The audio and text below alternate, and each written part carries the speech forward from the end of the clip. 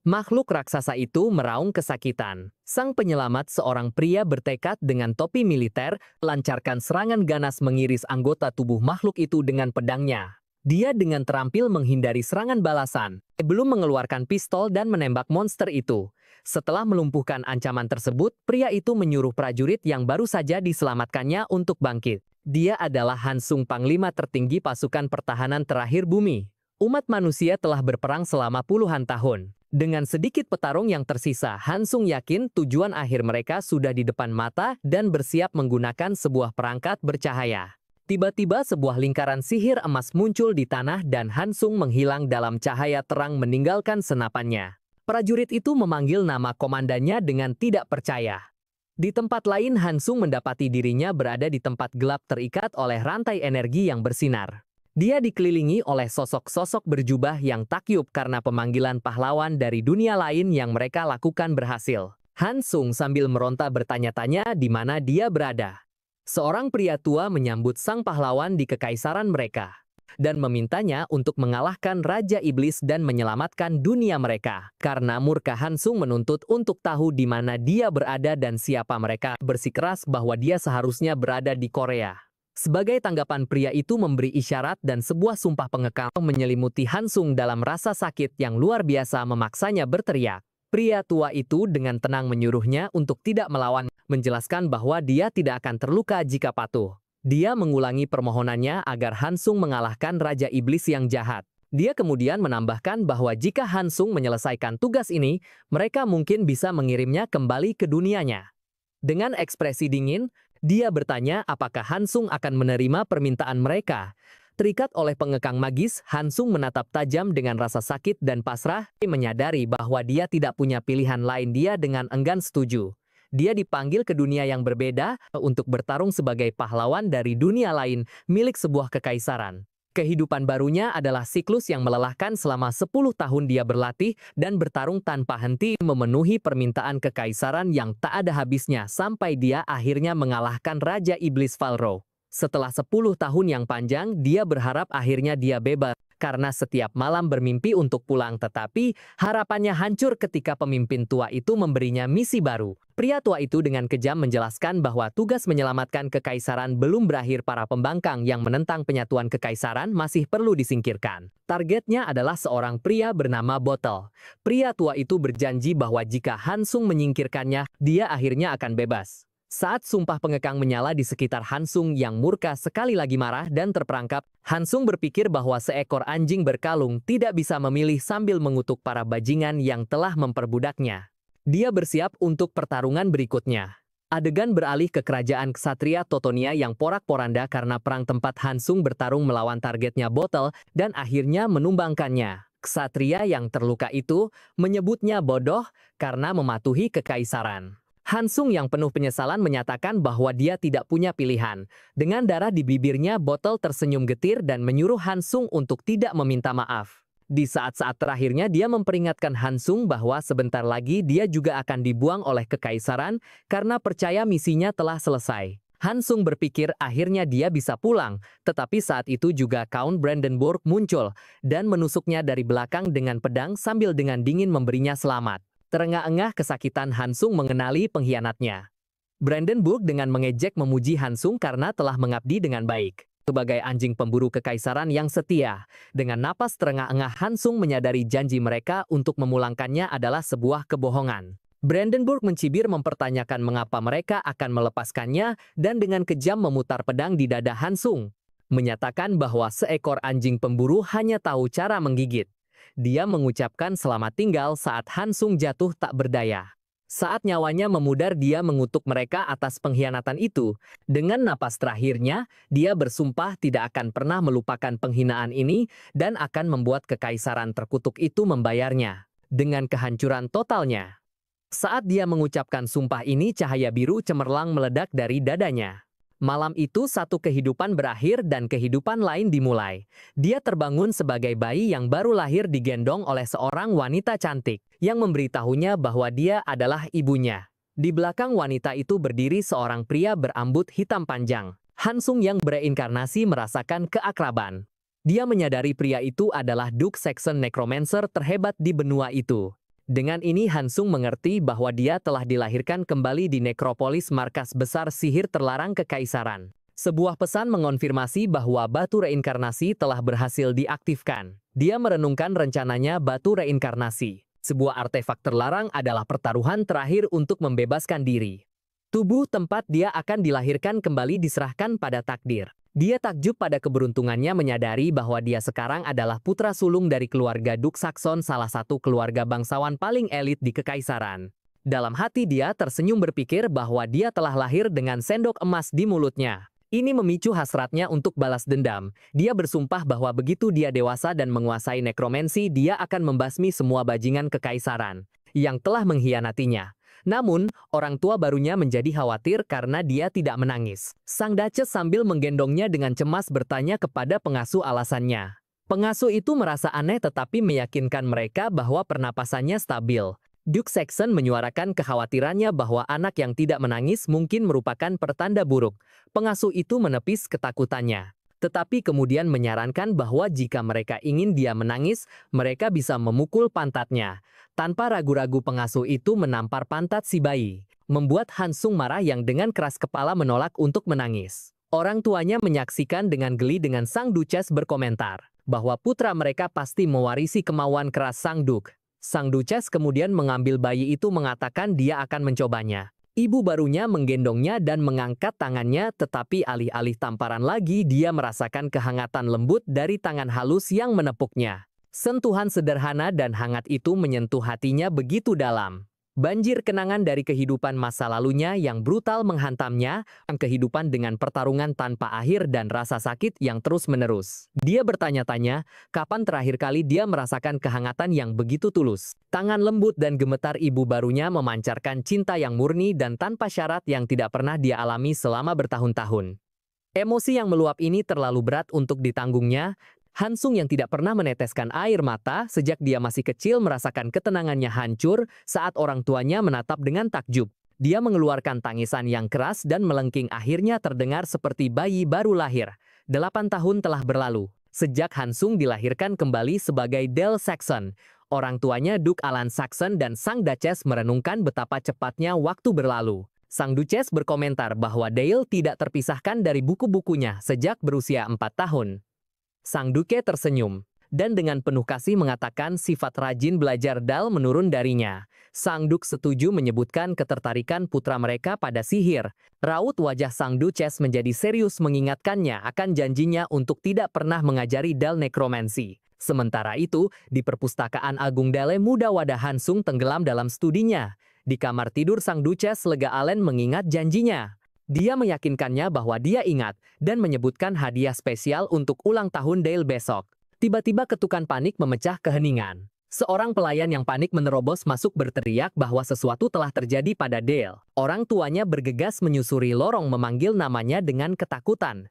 Mereka menemukan Dale di ruang belajar, pingsan dan diselimuti oleh gelombang mana biru. Sang Duchess berteriak panik memeriksa apakah dia terluka. Dale yang kebingungan memberitahunya bahwa dia baik-baik saja. Namun Duke Saxon berdiri di belakang dengan muram. Dia tercengang putranya sudah bisa melepaskan mana yang begitu kuat. Mengabaikan permohonan istrinya, Dale mencoba menghindar saat ayahnya mendekat.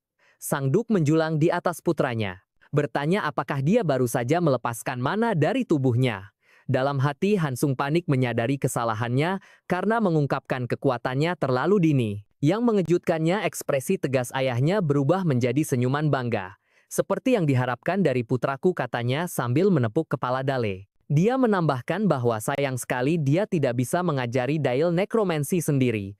Hal ini membuat Dale panik lagi. Jika ahli nujum terhebat di benua ini tidak mau mengajarinya, dia bertanya-tanya bagaimana dia akan melakukan balas dendamnya.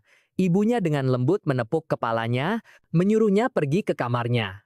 Saat Dale berjalan pergi, dia mendengar ayahnya memanggil ibunya Elena dan mengatakan bahwa dia baru saja memikirkan hadiah yang sempurna untuk Dale.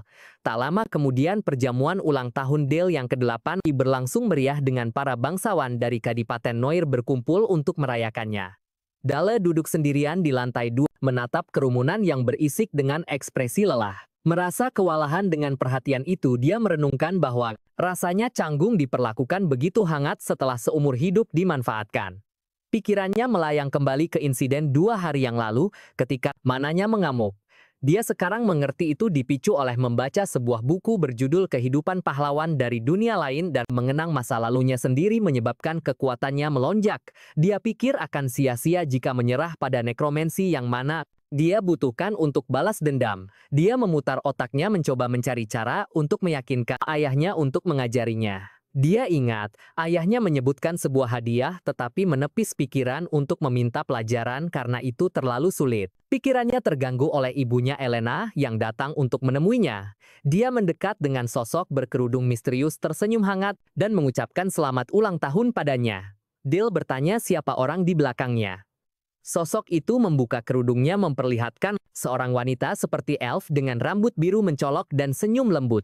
Elena memperkenalkan wanita itu sebagai Sofia, seorang tetua dari Menara Sihir Biru dan seorang ahli sihir atribut air. Yang mengejutkan, Dale ibunya mengumumkan bahwa Sofia akan menjadi guru barunya. Sofia menundukkan kepalanya dan Elena mengedipkan mata pada putranya. Dale tertegun menyadari hadiahnya adalah seorang ahli dari Menara Sihir Biru. Ini berarti dia akan belajar sihir air, sebuah disiplin pertahanan bukan kekuatan penghancur yang dia cari.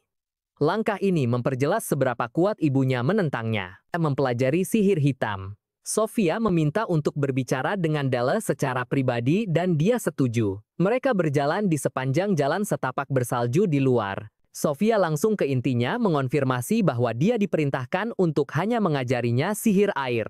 Dia dengan cerdik bertanya, apakah Dale kecewa menyatakan bahwa dia yakin Dale ingin mempelajari sesuatu yang lain. Dale terkejut bertanya-tanya, bagaimana Sofia bisa mengetahui keinginan sejatinya. Sofia tersenyum menjelaskan bahwa itu wajar. Jika dia ingin mempelajari jurus andalan ayahnya nekromansi. Dia kemudian mengungkapkan bahwa syarat-syarat seputar pernikahan ayah Dale dikenal di seluruh kekaisaran mengisyaratkan bahwa inilah sebabnya ayahnya tidak bisa mengajarinya. Sofia menjelaskan sejarah di balik janji sang Duke. Ketika Duke Alan Saxon mendekati Lady Elena, wanita itu takut akan reputasinya yang kelam. Untuk memenangkan hatinya, dia bersumpah tidak akan pernah mewariskan ilmu hitamnya kepada anak-anak mereka. Sofia mengingat pernikahan mereka di mana para tetua Menara Sihir Noir mengenakan pakaian putih untuk melambangkan janji yang mengikat ini. Karena itu Sofia memberitahu Dale bahwa mempelajari sihir hitam akan sulit dilakukan dengan segera. Namun dia menawarkan harapan berjanji akan menemukan cara untuk membujuk Lady Elena. Pada akhirnya, dengan senyum misterius dia bertanya, apakah Dale bersedia mengikuti bimbingannya. Dale berhati-hati dan mempertanyakan motifnya. Menunjukkan bahwa sebagai seorang elf, seharusnya dia menganggap nekromansi tidak menyenangkan. Sofia menganggap pertanyaan Dale lucu. Dia menantang sudut pandang Dale dengan mengangkat contoh para pendeta yang menggunakan kekuatan suci untuk menghidupkan kembali orang yang sekarat. Dia bertanya, apakah Dale menganggap itu sebagai kehendak alam? Sambil menunjukkan padanya penglihatan tentang kebangkitan suci, baginya tidak ada bedanya. Nekromansi dan kebangkitan adalah dua sisi dari mata uang yang sama. Jawaban yang berpikiran terbuka ini membuat Dale terkesan. Dia menyadari Sofia tidak seperti elf pada umumnya, dan berpikir Sofia mungkin akan menjadi guru yang baik. Setelah masalah itu selesai, Sofia mengumumkan sudah waktunya untuk pelajaran pertama mereka. Mengakui bahwa Dale telah membentuk serpihan lingkaran mana. Dia menetapkan tujuan pertamanya, untuk memperluasnya dan menyelesaikan lingkaran penuh pertamanya. Dale sangat senang karena tahu ini adalah dasar dari sebagian besar mantra. Dia melihat ini sebagai awal sebenarnya dari perjalanannya untuk menjadi cukup kuat demi balas dendam. Sofia memerintahkannya untuk meletakkan tangannya di atas jantungnya dan memfokuskan pikirannya. Dale mengikuti menutup matanya saat aura mana biru menyelimutinya. Dunia baru ini dipenuhi dengan mana yang melimpah. Untuk menggunakan kekuatan ini dengan aman, makhluk hidup membutuhkan sebuah penyaring lingkaran jantung mana. Prosesnya meliputi pengumpulan serpihan-serpihan mana yang tersebar di sekitar jantung, merakitnya dan memaksanya berputar dalam aliran yang terkendali. Saat dia berkonsentrasi, Dale memahami konsepnya dengan sempurna seperti yang dijelaskan Sofia. Dia memvisualisasikan prosesnya dan merasakan lonjakan kekuatan yang dahsyat saat lingkaran mana biru yang bersinar dan lengkap terbentuk di sekitar tubuhnya. Sofia yang tidak menyadari kemajuannya yang pesat melanjutkan instruksinya, menyuruhnya untuk memulai dengan memutar mana secara hati-hati. Dia menasihatinya untuk tidak terburu-buru karena ini biasanya memakan waktu sekitar 1 bulan. Dale menyela sambil mengulurkan tangannya, di mana aliran mana biru sudah mengalir dengan stabilitas sempurna. Dia memberitahu gurunya bahwa dia baru saja melakukannya. Sofia menatap matanya terbelalak karena sangat terkejut dan tidak percaya terdiam melihat pencapaiannya yang belum pernah terjadi sebelumnya. Sofia tercengang. Dale baru saja memulai pelatihan namun dia membentuk lingkaran mana lengkap dalam hitungan menit saat Sofia melihatnya memanipulasi energi biru yang berderak. Dia bertanya-tanya apakah anak ini adalah seorang jenius alami. Sambil masih mencerna pencapaian Dale, Sofia memutuskan untuk mendorongnya lebih jauh. Bertanya, apakah dia bisa mencoba melepaskan mana melalui lingkaran yang baru terbentuk. Dale dengan percaya diri setuju saat dia mengumpulkan mananya. Hansung merenungkan perbedaan antara kehidupannya di masa lalu dan sekarang. Dia tahu bahwa melepaskan mana saja sudah sulit. Bagi sebagian besar pemula, dia ingat bahwa di kehidupan sebelumnya kemampuan sihirnya terbatas pada kehancuran, mantra yang terukir di tubuhnya. Kekuatan itu tidak cukup untuk balas dendam namun kali ini berbeda. Dia terlahir kembali dengan bakat bawaan ayahnya yang memungkinkan tubuhnya menerima mana secara alami. Dia yakin mungkin bisa mempelajari tidak hanya sihir air tetapi juga jenis sihir lainnya. Dia memfokuskan kehendaknya, menarik mana dari lingkarannya ke ujung jarinya. Sebuah lingkaran sihir muncul saat mana mengkristal menjadi proyektil yang tajam. Dalam hati dia bersumpah, ini akan menjadi yang pertama dari banyak senjata yang suatu hari nanti akan menembus leher kekaisaran. Dia berhasil menciptakan panah es yang sempurna. Sofia menonton dengan takjub. Mana biasanya akan runtuh saat dilepaskan dari tubuh seorang pemula. Tetapi Dale telah mengkristalkannya dengan sempurna menjadi panah es yang sesungguhnya. Dale dengan tenang memberitahu gurunya bahwa karena dia fokus pada bentuk mantranya, kekuatannya mungkin kurang. Dia kemudian melepaskan mantra itu, menembakkan panah es melintasi area terbuka. Panah itu menghantam pohon besar dengan kekuatan luar biasa, menghancurkannya sepenuhnya. Sofia terkejut dengan unjuk kekuatan itu. Dia memperhatikan panah es itu menembus kayu, menunjukkan ketajaman dan kepadatan yang luar biasa. Tingkat presisi dan kekuatan seperti ini bukanlah sesuatu yang bisa dicapai oleh anak berusia 8 tahun biasa. Saat Dale menoleh padanya dengan senyum polos, Sofia hanya bisa memikirkan satu hal, bertanya-tanya siapa sebenarnya anak ini. Sofia berlutut di salju memeriksa batang pohon yang membeku. Dia mengira percobaan pertama Dale hanyalah sebuah pelepasan mana mentah. Sebaliknya dia secara naluriah menyerap hawa dingin dari lingkungan. Dan dengan sempurna memasukkan elemen es ke dalam mantranya. Itu adalah sihir dasar tetapi eksekusinya sempurna. Dan jauh melampaui seorang pemula. Melihat gurunya terdiam, Dale berpura-pura polos bertanya dengan takut-takut apakah dia melakukan sesuatu yang salah. Sofia tersenyum tetapi pikirannya berpacu. Kerumitan formula sihir yang dia gunakan terlalu kompleks untuk diciptakan seorang anak secara tidak sadar. Mantra itu melibatkan urutan rotasi, akselerasi, dan kepadatan yang sempurna untuk membentuk proyektil padat. Dia mengenali ini sebagai rasio emas 3, formula inti dari sihir tingkat militer. Fakta bahwa dia bisa secara tidak sadar merapalkan mantra mematikan yang begitu sempurna membuatnya takyub.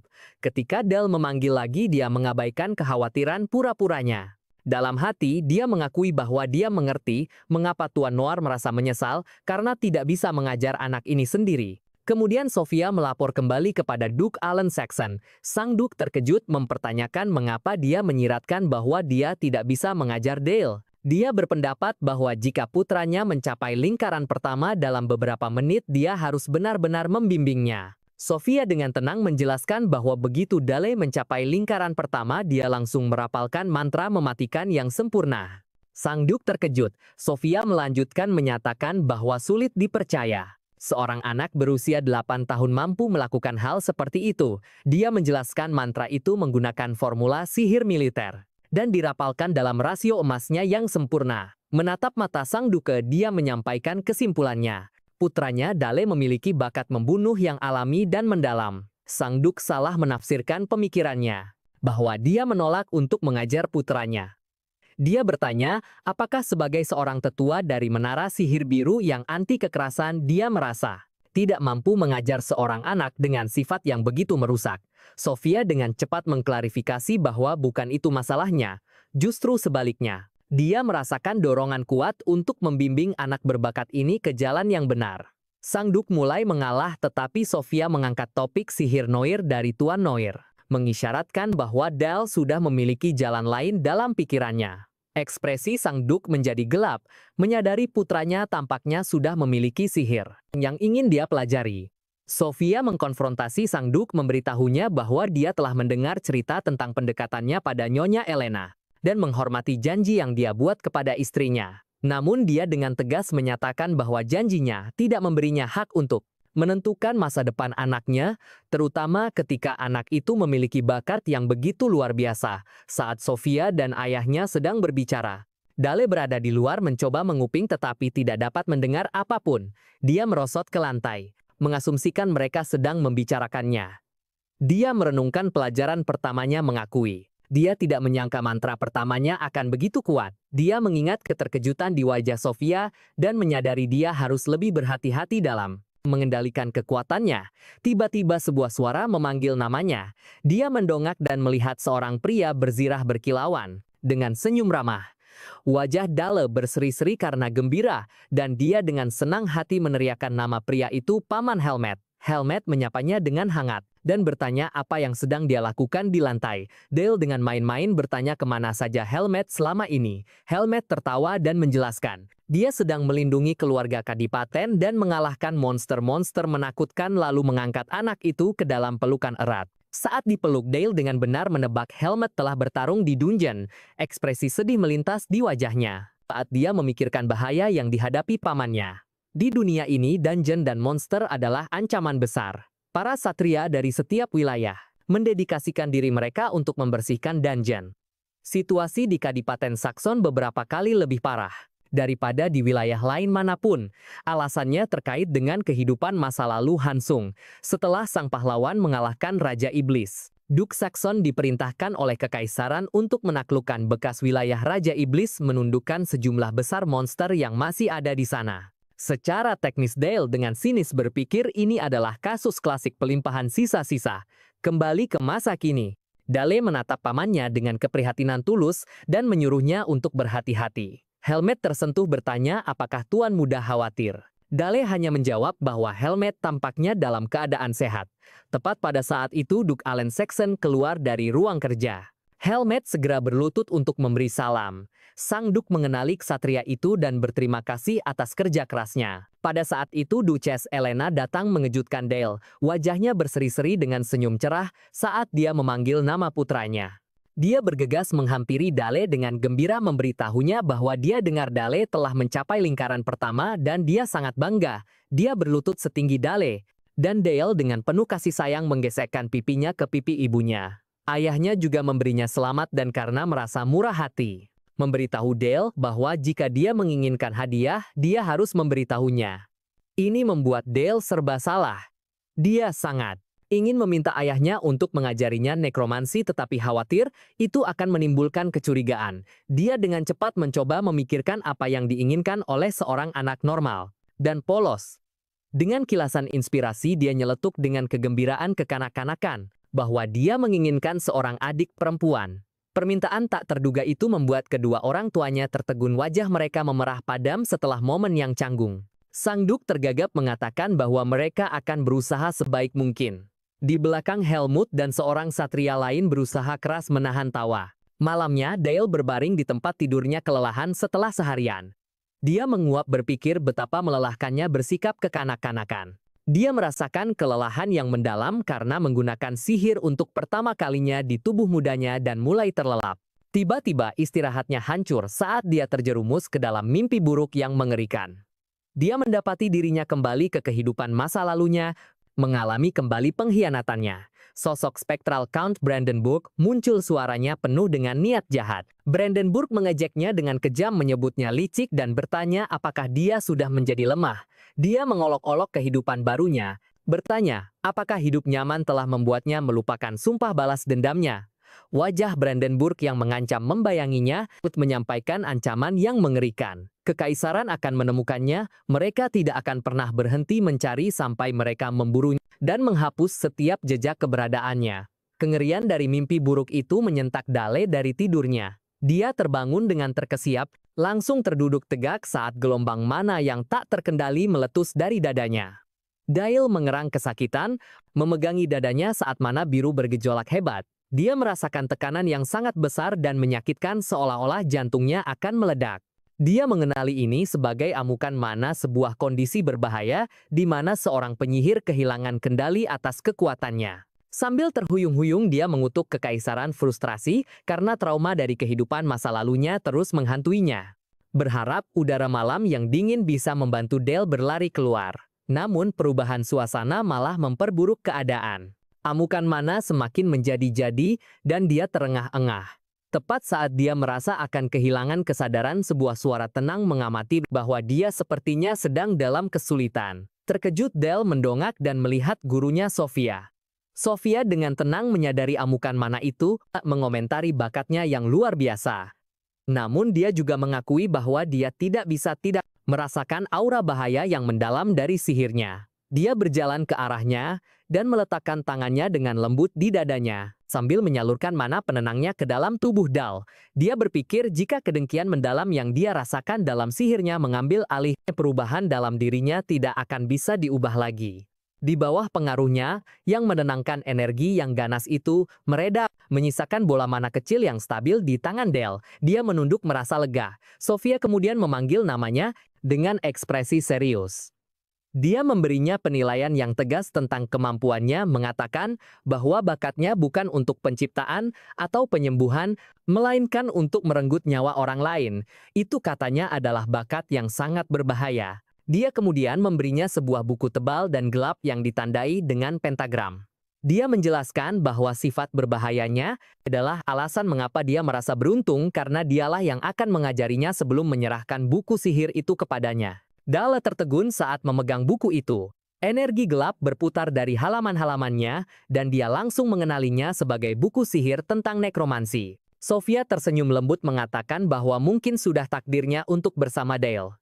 Dengan suara lembut dia mengucapkan selamat ulang tahun sekali lagi.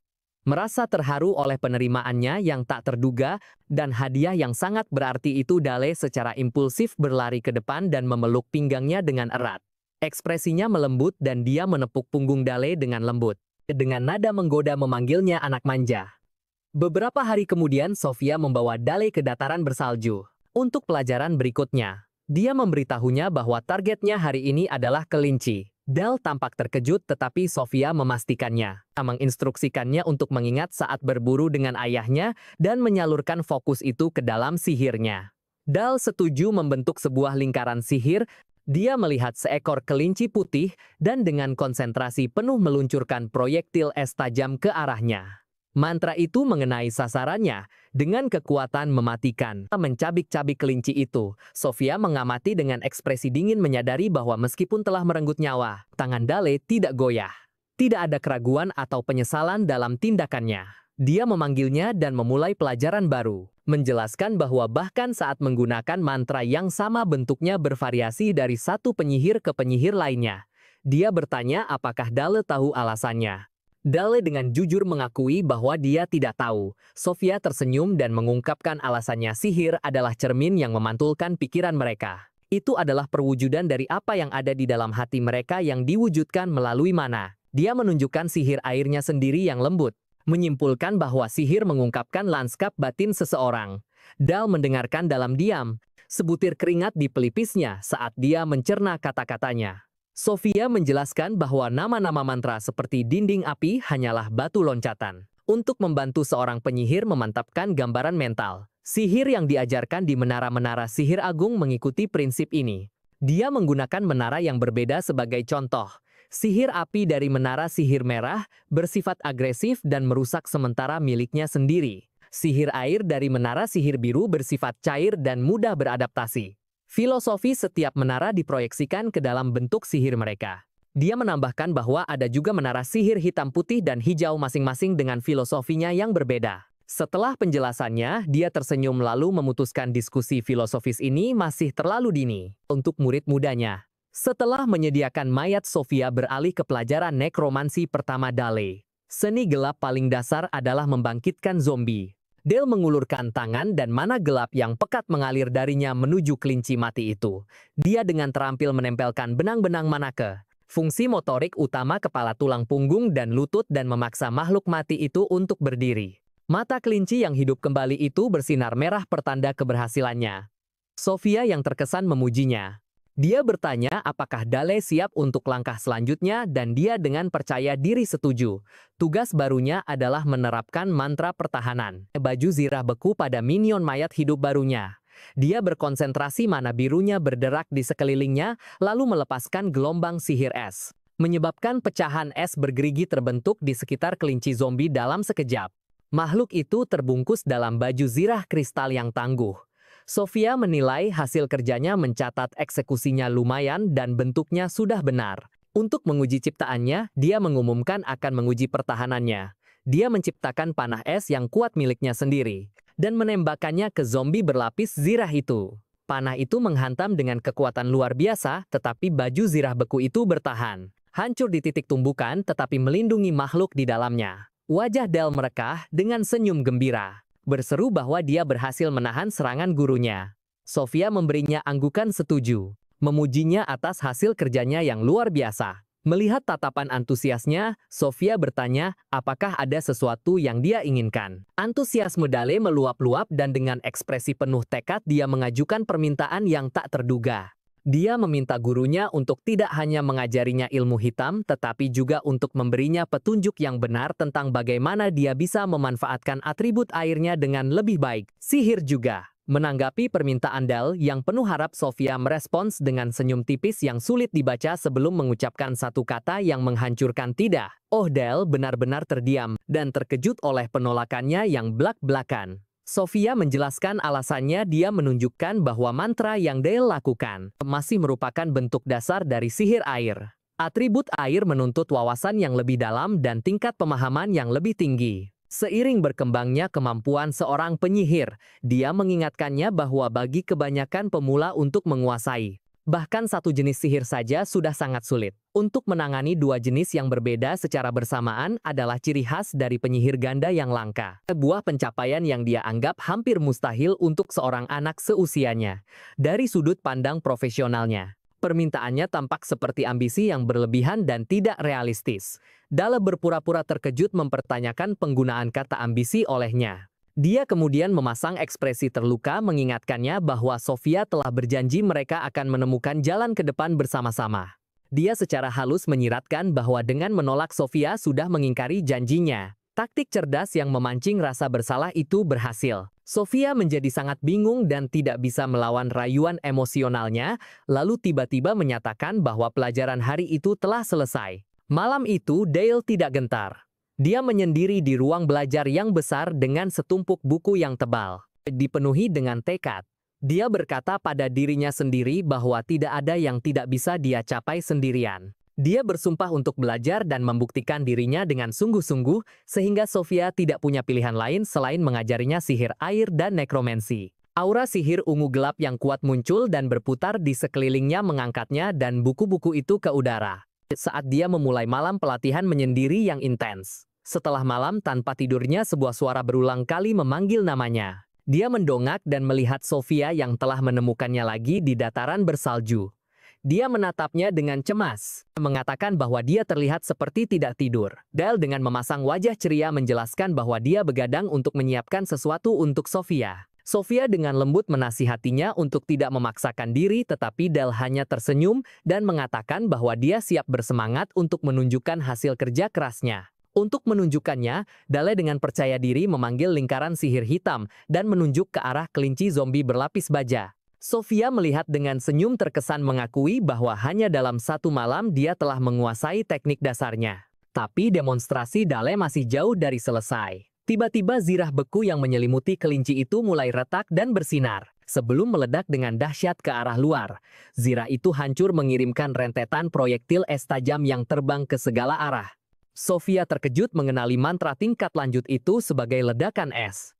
Rasa terkejutnya semakin dalam saat dia menyadari kelinci zombie itu sekarang sedang menyalurkan bola energi gelap yang tidak stabil di antara cakarnya. Kelinci itu kemudian melepaskan bola tersebut dalam sebuah ledakan yang kuat. Energi gelap itu meledak memicu ledakan kedua yang lebih dahsyat yang mendorong proyektil es yang hancur ke depan dalam sebuah serangan kombinasi yang menghancurkan. Benar-benar terkejut dengan mantra yang rumit dan mematikan ini, Sofia terpaksa segera memanggil sebuah penghalang sihir heksagonal untuk melindungi dirinya.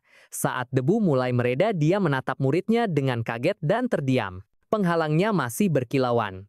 Del dengan tenang menjelaskan bahwa dia menggabungkan dua mantra yang terpisah.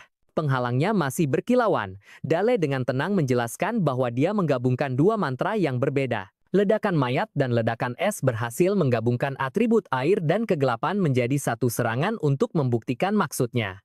Dia dengan mudah memanggil bola sihir air di satu tangan dan pusaran energi gelap di tangan lainnya. Dengan senyum percaya diri dia bertanya pada gurunya, apakah pencapaian seperti ini cukup untuk membuatnya dianggap sebagai penyihir ganda? Sofia berdiri di dalam perisai pelindungnya tertegun oleh kehancuran yang disebabkan Dale. Dia belum pernah melihat metode serangan seperti itu sebelumnya. Mantra itu adalah kombinasi yang hebat menggunakan ledakan mayat untuk area efek yang lebih luas. Sambil secara bersamaan meledakkan pecahan es dan tulang dari zirah beku keluar seperti bilah yang mematikan. Setelah serangan itu, Sofia berlutut di salju memeriksa pecahan es yang tajam.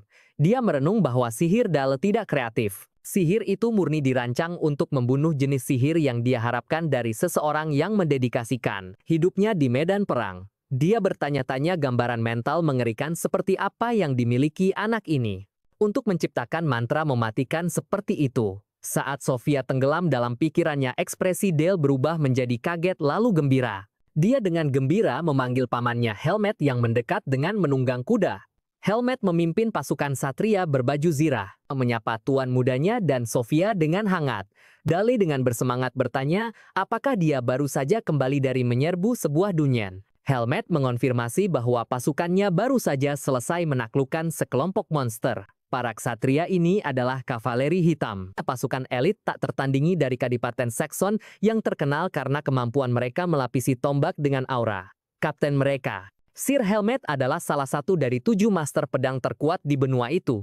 Mengambil kesempatan, Dale memasang senyum menawan mengingatkan Helmet akan janjinya untuk mengajarinya teknik pedang. Helmet tertawa dan meyakinkan Dale bahwa dia tidak lupa. Saat dia dan kavalerinya pergi, Helmet memberitahu Dale untuk tidak berada di luar kedinginan terlalu lama. Begitu para ksatria telah pergi, Sofia memberitahu Dale, sudah waktunya bagi mereka untuk kembali ke kediaman. Dale dengan patuh setuju memanggilnya sebagai gurunya. Malam itu Sofia bertemu dengan Duke Alan Saxon dan Duchess Elena. Dia dengan tenang melaporkan bahwa putra mereka Dale telah berhasil menguasai lingkaran pertamanya dalam sihir nekromansi dan sihir air. Duke dan Duchess terkejut. Duke Alan mengingatkan Sofia, permintaan mereka adalah agar dia hanya mengajarinya sihir air. Sofia mengakui hal ini, tapi menjelaskan bahwa sebagai mentornya dia merasa itu adalah tugasnya untuk mengajarinya apapun yang ingin dia pelajari, dan ambisinya melampaui satu atribut sihir saja. Mendengar ini Duchess Elena mengalak. Dia secara resmi meminta jika Dale menginginkannya, Sofia harus terus mengajarinya sihir air. Sofia setuju, berjanji akan menjaganya. Saat dia pergi, dia meminta maaf kepada Duke karena melanggar janjinya. Setelah Sofia pergi, Elena takjub betapa luar biasanya anak mereka tidak percaya dia menjadi penyihir ganda di usia 8 tahun. Duke setuju, mengakui bahwa meskipun kekuatan putranya bisa menakutkan, dia harus mampu karena dia adalah anak mereka. Hal ini membawa Duke pada keputusan penting. Dia memberitahu istrinya bahwa dia ingin mengajari Dale nekromansi sendiri. Dia ingin memberi putra mereka kekuatan untuk memenuhi tugas seorang tuan, dan sebagai seorang penyihir dia menginginkan murid yang begitu berbakat. Yang terpenting sebagai seorang ayah, dia ingin putranya mewarisi warisannya. Diliputi emosi, dia meminta maaf kepada Elena karena melanggar sumpah yang dibuatnya padanya. Elena mendengarkan dengan ekspresi serius, mengakui persepsi buruk masyarakat tentang nekromansi dan bahwa orang-orang takut akan hal itu. Itulah sebabnya dia selalu ingin menghalanginya. Namun melihat tekad suaminya, tekadnya melunak, dia menariknya ke dalam pelukan hangat yang mendukung dan memberitahunya bahwa jika dia akan melakukan ini, dia harus melatih Dale untuk menjadi seorang necromancer. yang begitu kuat sehingga dia bisa mengabaikan apa yang dipikirkan orang lain. Tersentuh, Sang Duk memeluk istrinya dengan erat. Dia bersumpah atas segalanya bahwa dia akan melatih putra mereka untuk menjadi yang terbaik. Hari pertama, pelatihan nekromansi khusus Dale dimulai di bengkel sihir, jauh di bawah kastil Kadipaten. Ayahnya, Duke Alan Saxon, memulai pelajaran dengan mengungkapkan kekecewaannya yang mendalam padanya. Dia mempertanyakan bagaimana putranya bisa membangkitkan orang mati tanpa memahami prinsip-prinsip dasarnya dari apa yang dia kendalikan. Mereka berdiri di sebuah ruangan gelap dengan seekor kelinci mati di atas meja batu di tengah ruangan. Dale membela diri menjelaskan bahwa dia hanya melakukan apa yang telah diajarkan Sofia kepadanya. Duke Alan dengan tegas melarang Dale menggunakan mantra-mantra dasar seperti itu di bawah bimbingannya. Bukannya sihir praktis, pelatihan dari Duke dimulai dengan studi akademis yang intens. Dia mendudukkan Dale di meja yang ditumpuk dengan buku-buku tebal, memerintahkannya untuk menghafal seluruh struktur tulang dan otot dari semua bentuk kehidupan. Setelah belajar dengan tekun, Dale berhasil menghafal setiap kata dari teks-teks anatomi. Tingkat lanjut. Mengakui pencapaian putranya, Duke Alan memberinya sebuah kitab besar menyatakan bahwa dasar-dasarnya sudah selesai dan sudah waktunya untuk sihir praktis. Namun mata Dale terbelalak kaget saat dia melihat subjek untuk pelajaran praktisnya, mayat seekor goblin. Menyadari kebingungan putranya, Sang Duke menyeringai. Dia menjelaskan perbedaan antara seorang pemula dan seorang nekromancer ahli. Seorang penyihir yang tidak terlatih hanya bisa membuat mayat ahli pedang yang kuat berjalan terseok-seok seperti zombie, sedangkan individu yang terampil bisa mengubah prajurit biasa menjadi ksatria kematian yang perkasa. Sambil menunjuk ke arah goblin, Sang Duke menyajikannya sebagai prajurit mayat hidup sederhana dan menantang putranya, bertanya bagaimana dia akan memilih untuk menghidupkannya. Dihadapkan pada tantangan ayahnya, Dale berkonsentrasi, tubuh mudanya diselimuti pusaran mana ungu yang berputar-putar. Dia dalam hati menyadari kesulitannya. Goblin berkaki dua jauh lebih rumit daripada kelinci kecil. Dengan semburan energi dia menembakkan seutas benang mana ungu ke dalam mayat goblin, memulai proses penghidupan kembali. Dale kesulitan dengan tugas yang rumit itu, merasa seperti sedang memanipulasi boneka yang rumit. Dalam upaya untuk memperkuat pertahanan makhluk itu, dia menggunakan sihirnya untuk mempercepat kaku mayat, tapi dia dengan cepat menyadari kesalahannya. Sendi dan otot goblin telah menegang, membuatnya tidak bisa bergerak. Saat itu juga ayahnya, Duke Alan, meletakkan tangan yang menenangkan di bahunya. Sang Duke menjelaskan bahwa meskipun mengeraskan tubuh adalah ide yang bagus, efek samping utamanya adalah keterbatasan gerak yang parah. Dengan matanya sendiri yang bersinar karena kekuatan, Sang Duke hanya menyuruh putranya untuk memperhatikan. Dia melepaskan semburan sihir gelap yang sangat besar, sihir berputar yang menelan goblin itu. Dale hanya bisa menonton dengan kaget dan takjub.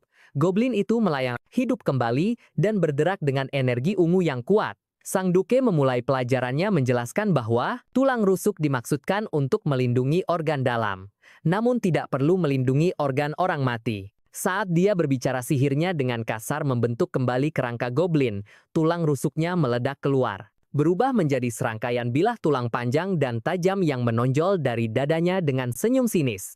Sang Duke menyampaikan prinsip inti dari seninya. Seorang necromancer harus memahami struktur target mereka dan mengubahnya sesuai kebutuhan mereka. Dale terdiam, setetes keringat mengalir di wajahnya saat dia menatap dengan mata terbelalak kaget melihat wahyu yang mendalam dan menakutkan ini. Berdiri di samping goblin yang berubah wujud secara mengerikan, Duke Alan Saxon mengakhiri demonstrasinya, menyatakan bahwa prinsip memahami dan mengubah struktur tubuh ini adalah fondasi dari sihir hitam. Sangat terpengaruh, Dale menatap ayahnya dengan tujuan baru. Dia meminta ayahnya untuk mengajarinya filosofi inti, pola pikir menara sihir Noir. Senyum puas merekah di wajah Sang Duke, puas dengan permintaan putranya yang berwawasan luas. Dia bertanya pada Dale apakah kebenaran yang dia cari. Berlutut untuk menatap mata putranya, Sang Duke menyampaikan prinsip utama kepercayaan mereka, menyatakan bahwa kebenaran selalu ada di dalam kematian. Dia menjelaskan bahwa untuk mencapai kebenaran ini mereka harus terlebih dahulu memahami beratnya kehidupan. Kata-kata ini memicu kilas balik yang jelas bagi Dale. Dia sekali lagi menjadi Hansung, sang pahlawan di medan perang yang dipenuhi api dan mayat. Seorang pria berlutut di hadapannya memohon untuk diampuni. Mengabaikan permohonan itu, Hansung mengangkat pedangnya yang berlumuran darah dan tanpa ampun menebas pria itu saat dia berteriak, Ingatan traumatis itu menghancurkan ketenangan Dale. Kembali ke masa kini, ayahnya memanggil namanya dengan cemas. Sang Duk bertanya apakah dia baik-baik saja, menyadari dia tiba-tiba terlihat tidak sehat. Dale pucat dan berkeringat, matanya terbelalak ngeri. Dia kesulitan berbicara, tergagap mengatakan bahwa dia baik-baik saja. Bayangan dirinya di masa lalu yang keras melintas di benaknya saat dia mengulangi dengan lebih tegas bahwa dia baik-baik saja sendirian di bengkel yang gelap.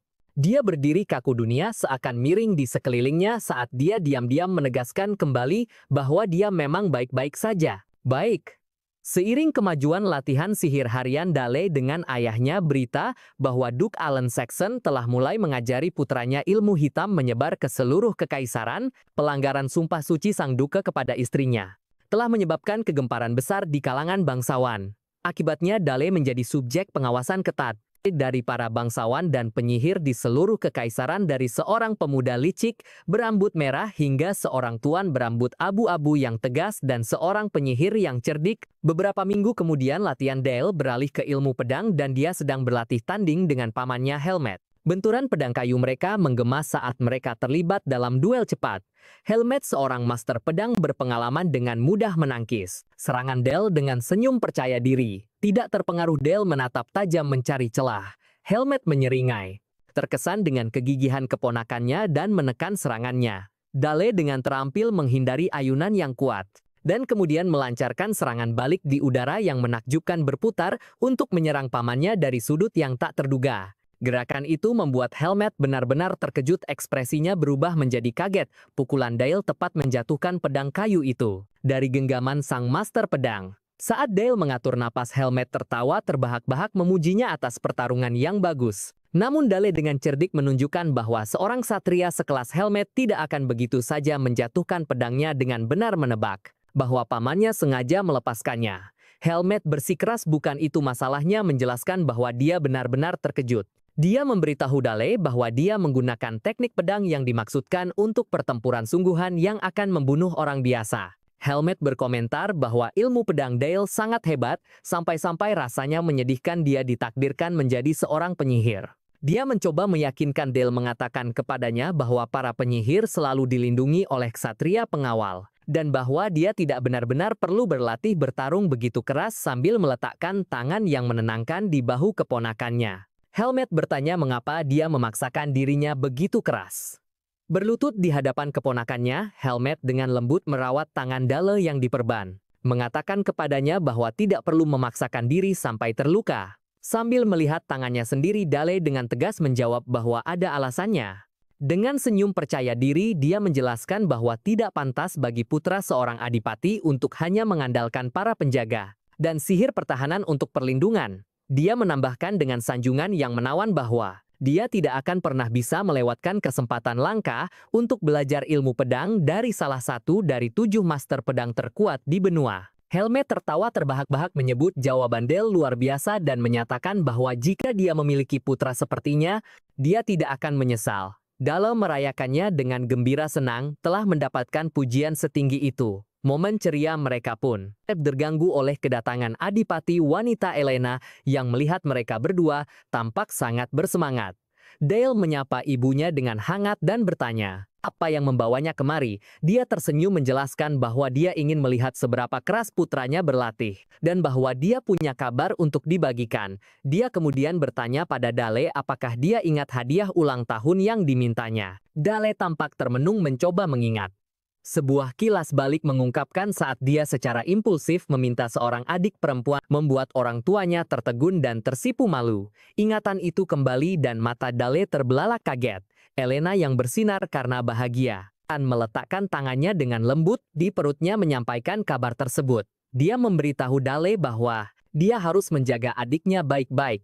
Keterkejutan di wajah Dale digantikan oleh kebahagiaan murni. Dia berjanji pada ibunya bahwa dia akan merawatnya dengan sangat baik. 10 bulan kemudian, di sebuah kamar tidur yang didekorasi dengan mewah, keluarga Saxon berkumpul di sekitar anggota keluarga terbaru mereka. Dale benar-benar terpikat oleh adik bayinya mencondongkan tubuh ke tempat tidur untuk melihat lebih dekat sementara orang tuanya memperhatikan. Adipati wanita Elena menggodanya, bertanya apakah bayi itu begitu menarik baginya dan Dale setuju. Dia dengan lembut menyentuh pipi sang bayi merasa takjub karena masih terasa tidak nyata bahwa bayi itu adalah adiknya. Dia benar-benar terpikat berpikir betapa imutnya sang adik. Melihat kekaguman putranya, Adipati Allen bertanya apakah dia mau menggendongnya. Dale benar-benar salah tingkah. Ibunya menyemangatinya saat dia dengan lembut meletakkan bayi yang dibedong itu ke dalam pelukannya. Dale menyadari bahwa menggendongnya tidak sesulit yang dia bayangkan.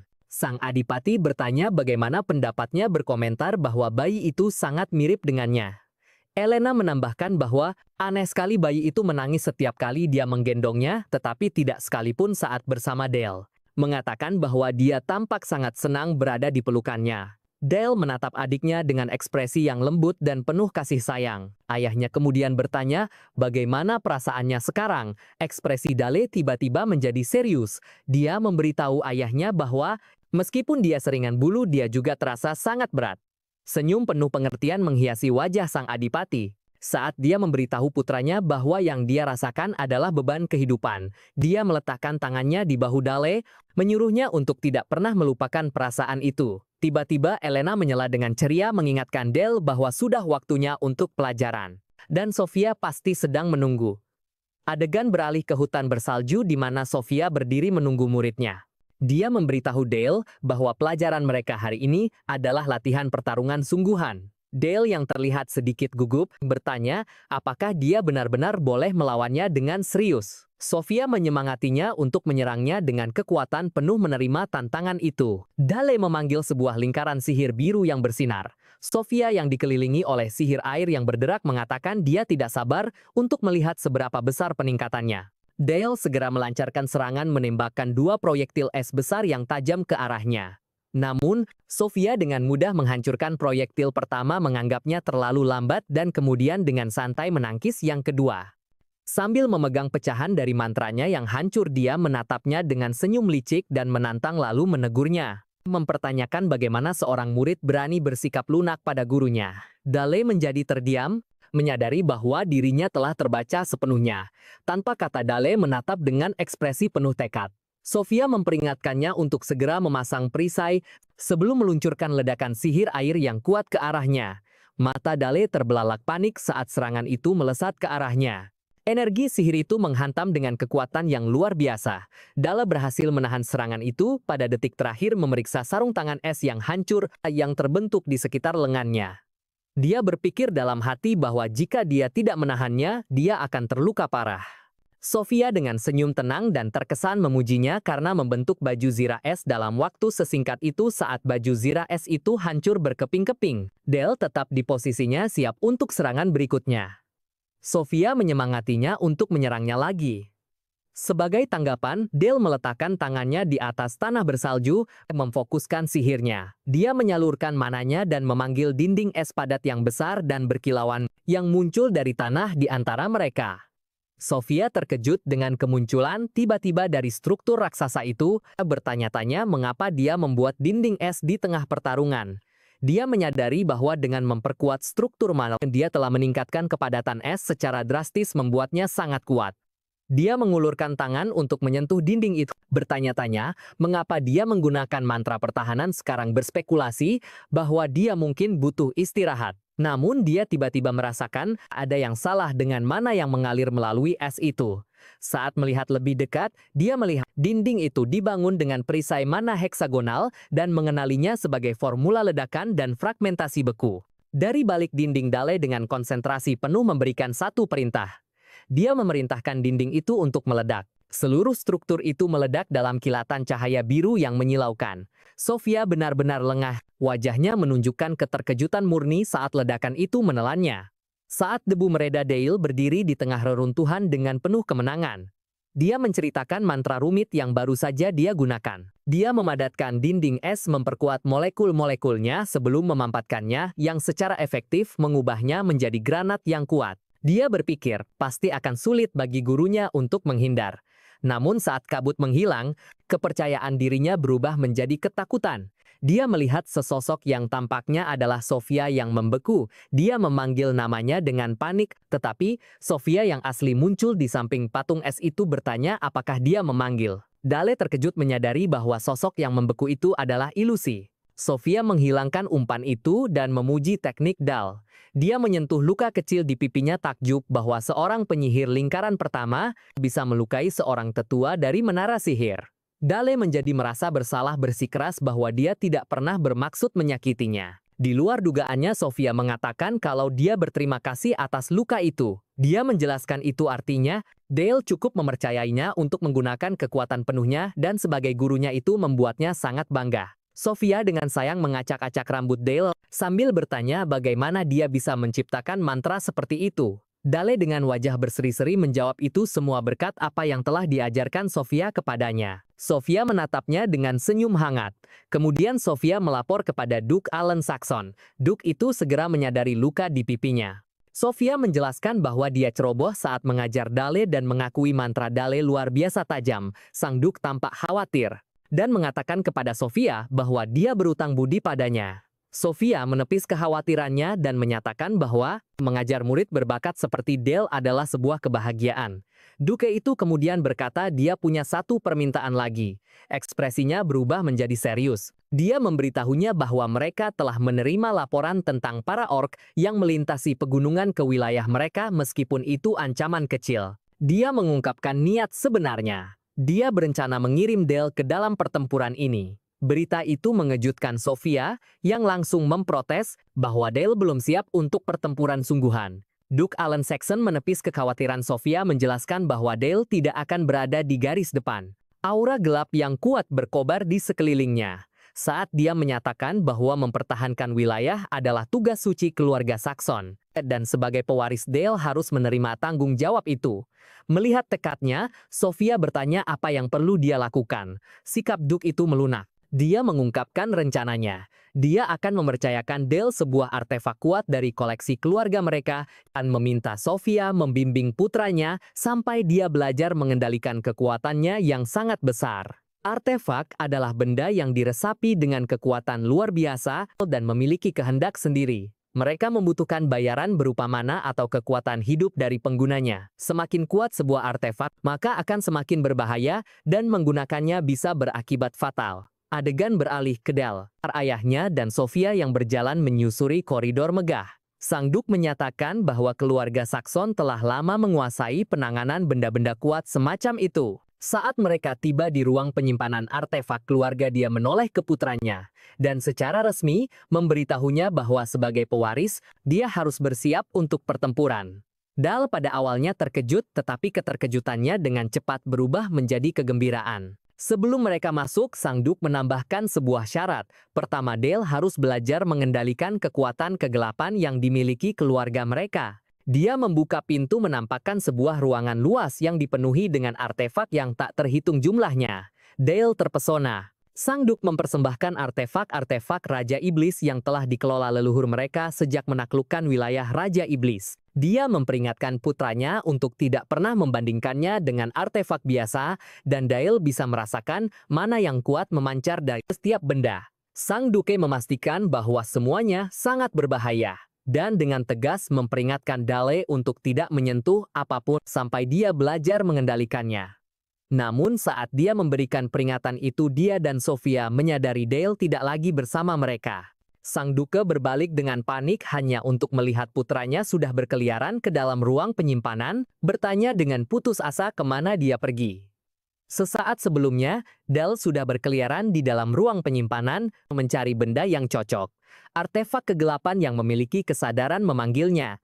Sebuah perisai menawarkan untuk membantunya membunuh musuh-musuhnya, sementara cincin dan pernak-pernik berjanji untuk membantunya mencapai tingkat kekuatan yang baru.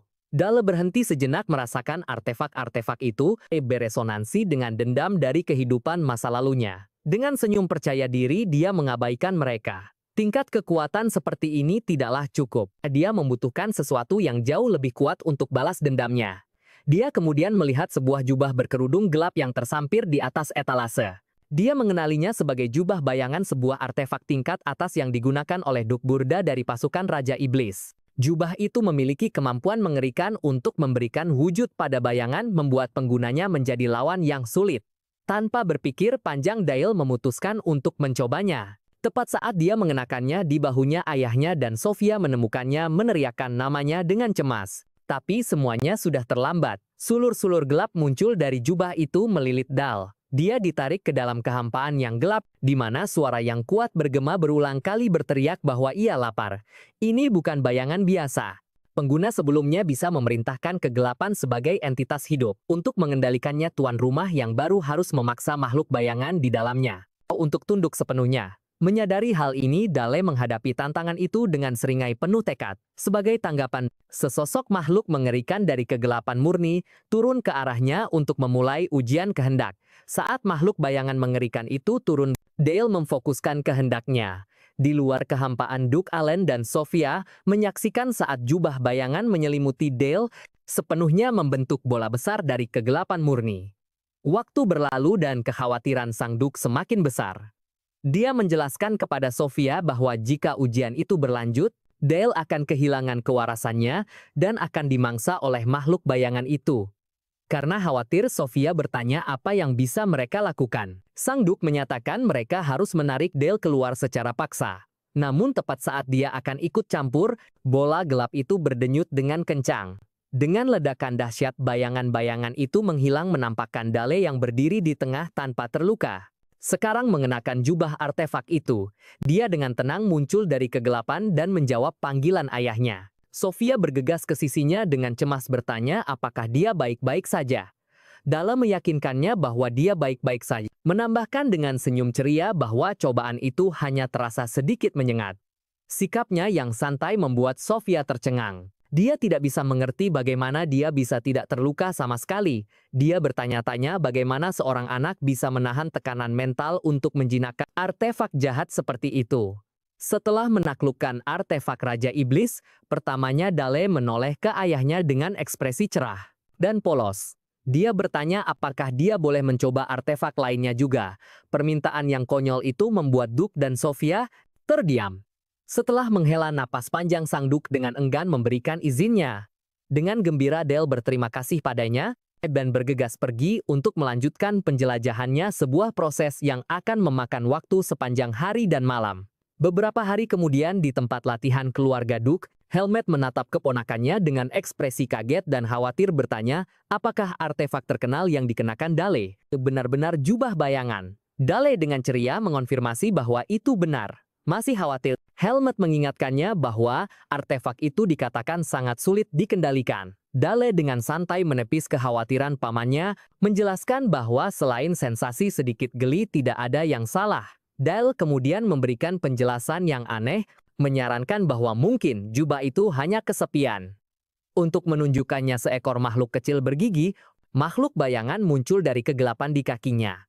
Dale mengklaim bahwa jubah itu menempel padanya, mungkin hanya ingin berteman. Helmet tertawa terbahak-bahak mendengar gagasan konyol itu, mengatakan pada keponakannya bahwa dia terlalu baik hati. Saat dia tertawa, makhluk bayangan itu sepertinya mengeluarkan jeritan marah. Dengan senyum bangga, Dale berterima kasih pada pamannya atas pujian itu, lalu dengan santai menginjak kepala makhluk bayangan itu. Setelah menyelesaikan masalahnya, Dale memberitahu pamannya bahwa dia punya sebuah permintaan, sebuah latih tanding sungguhan sebagai latihan tempur, sebuah usulan yang mengejutkan Helmet. Rasa terkejut sang master pedang dengan cepat berubah menjadi kegembiraan yang luar biasa. Dia dengan antusias menyetujuinya, tubuhnya memancarkan aura biru yang kuat. Dihadapkan dengan aura dahsyat dari salah satu dari 7 master pedang benua itu, Dale merasakan gelombang tekanan. Helmet yang menyadari kegugupannya memberikan senyuman yang menenangkan dan berjanji akan menghadapinya. Hanya dengan menggunakan ilmu pedang dasar tanpa melibatkan aura. Ekspresi Dale mengeras dan dia bertanya-tanya dalam hati, apakah pamannya benar-benar akan bersikap lunak padanya, karena tahu kredo seorang satria adalah untuk selalu bertarung dengan tulus. Namun dia punya rencana tersembunyi. Saat bayangan muncul dari tanah, dia mengungkapkan tujuan sebenarnya. Latih tanding ini adalah kesempatan untuk berlatih menggunakan jubah bayangan dalam pertarungan sungguhan. Kekuatan senjata yang bisa dia bentuk dari makhluk bayangannya akan menentukan nilai sebenarnya dari artefak itu, menjadikan pertarungan ini ujian yang diperlukan. Dengan rencananya yang sudah matang, Dale melepaskan serangan pertamanya, sebuah serbuan pedang bayangan mengirimkan rentetan proyektil tajam dan gelap ke arah pamannya. Sebagai tanggapan, Helmet hanya mengayunkan pedang raksasanya dalam satu ayunan tunggal. Ayunan melengkung yang kuat menghancurkan serangan itu dengan kekuatan murni. Dale hanya bisa menonton terpana dan kagum pada kekuatan pamannya yang luar biasa, menyadari pamannya menghancurkan serangan sihir itu hanya dengan kekuatan fisik. Merasa terkesan, Helmet tertawa terbahak-bahak, memuji serangan yang luar biasa itu.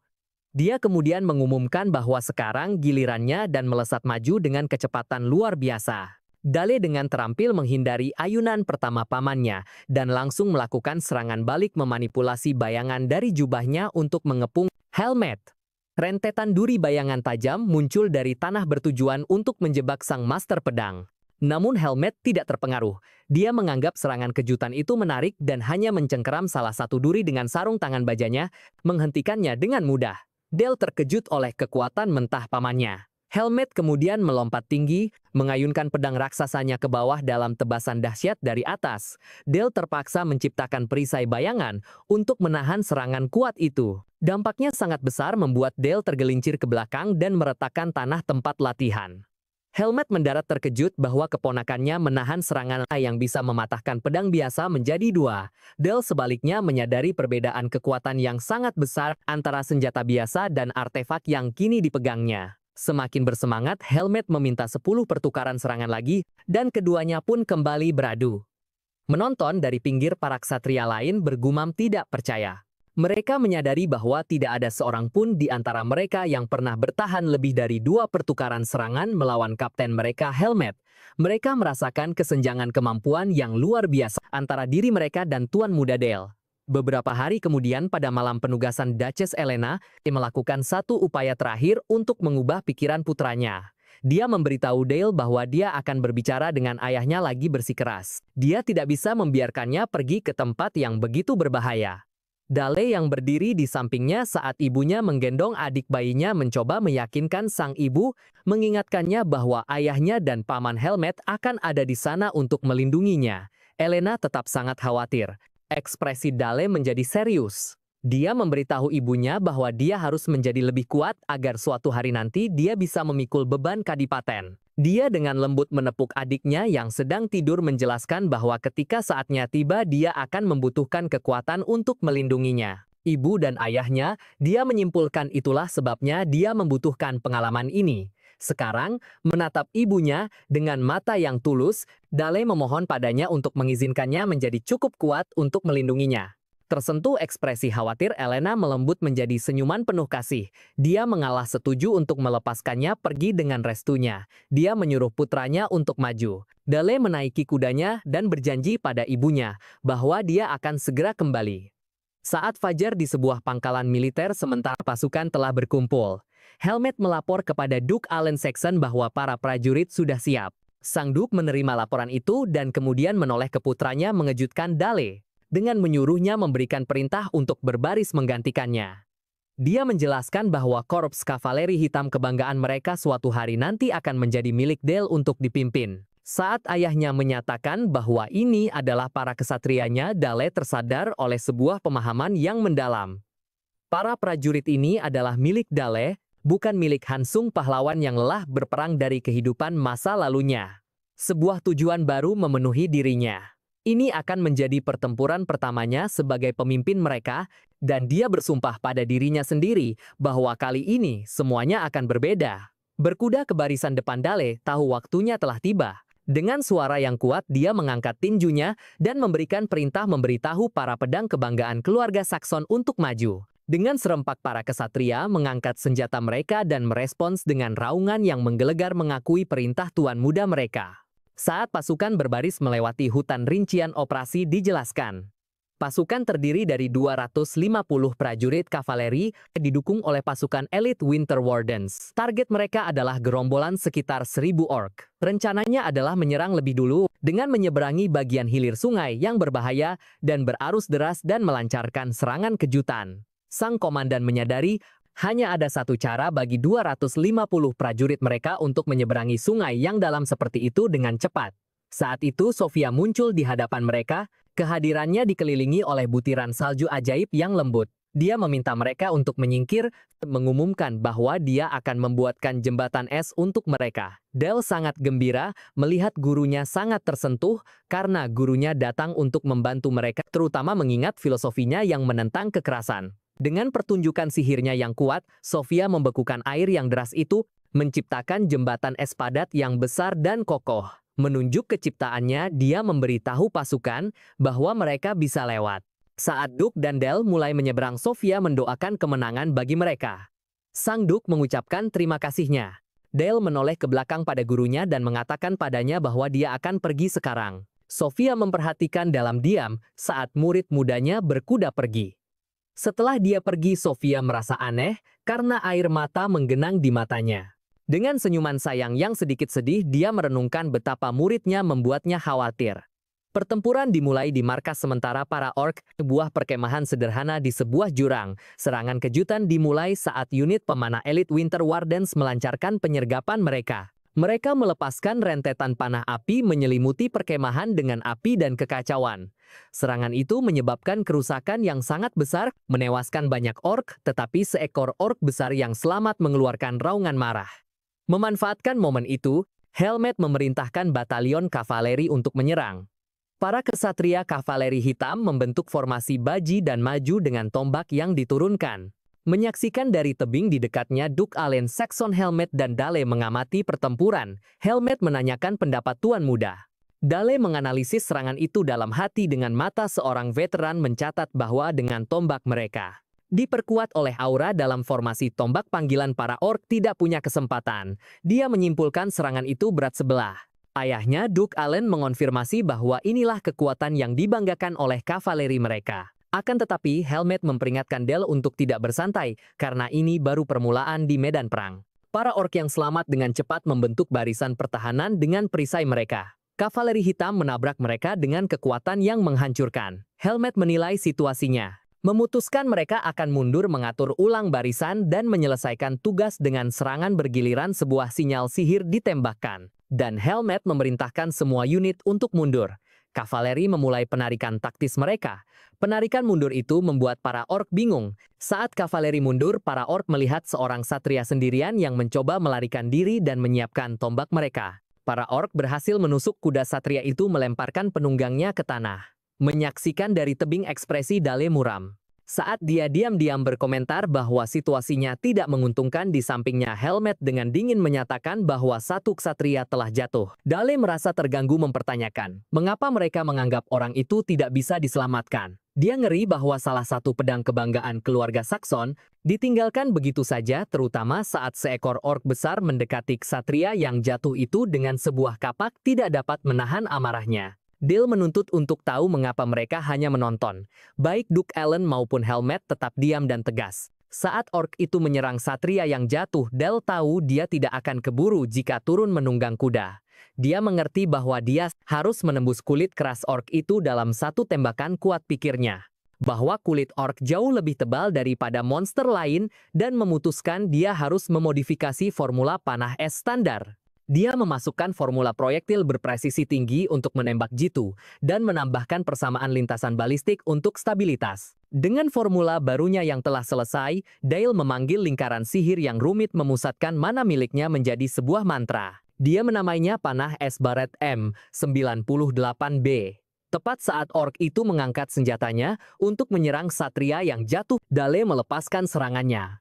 Sinar sihir es yang cemerlang melesat melintasi medan perang, menembus kepala orc itu dengan akurasi mematikan. Menyaksikan dari sampingnya, Duke Allen dan Helmet terdiam karena terkejut. Sang Duke berkomentar tentang hal yang luar biasa itu. Pada tahun 2045, bumi adalah medan perang tempat umat manusia terkunci dalam perjuangan mati-matian melawan makhluk-makhluk mengerikan. Perang itu brutal, para prajurit kewalahan dan dibantai dalam kekacauan pertempuran. Pemandangannya adalah kehancuran total. Seekor monster raksasa dengan mata merah menyala menjulang di atas para penyintas. Seorang prajurit muda menengadah ketakutan saat salah satu tentakel tajam monster itu menunjuk lurus ke arahnya lalu menerjang. Tiba-tiba, seorang pria dengan cepat mengiris tentakel yang menyerang itu, menyelamatkan sang prajurit.